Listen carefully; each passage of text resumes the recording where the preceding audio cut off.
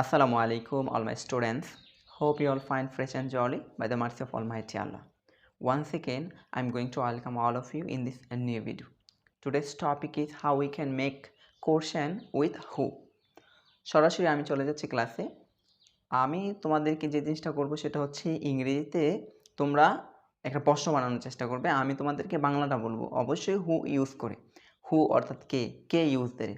তো সেই ক্ষেত্রে আমরা প্রথম যে কোশ্চেনটা সেটা হচ্ছে বাংলাটা আমি বলতেছি, তোমরা ইংরেজি বলার চেষ্টা করবে। এর পরবর্তীতে তোমাদেরটা ঠিক হয়েছে কিনা একটু মিলিয়ে নিবে। প্রথমে হচ্ছে আপনি কে অথবা তুমি কে অথবা তুই কে, আমরা এরকম বলে থাকি, তাই না?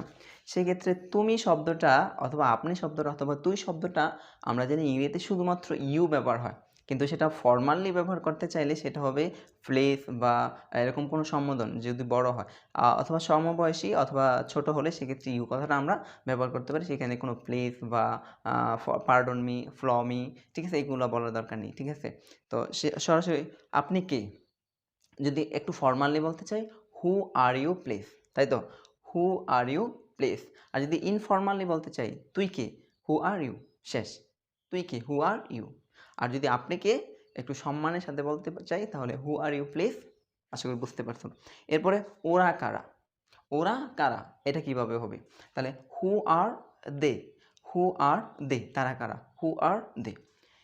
এরপরের প্রশ্ন হচ্ছে কে গান গেয়েছিল, কে গান গেয়েছিল, এটার ইংলিশটা কী হবে? এখানে আমার দুইটা জিনিস, কে গান গেয়েছিল, যদি বলি গেয়েছিল অনেক আগের কথা যদি চিন্তা করি তাহলে সেটা পাস্ট সিম্পলে নেব।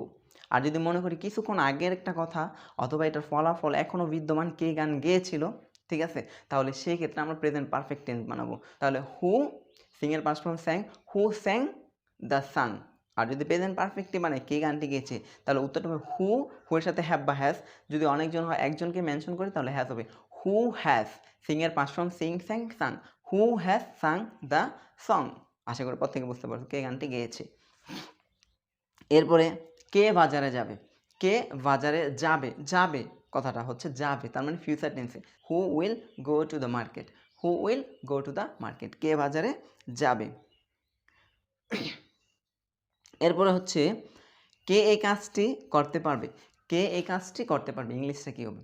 তাহলে who can do the work অথবা this work, who can do the work অথবা who can do this work.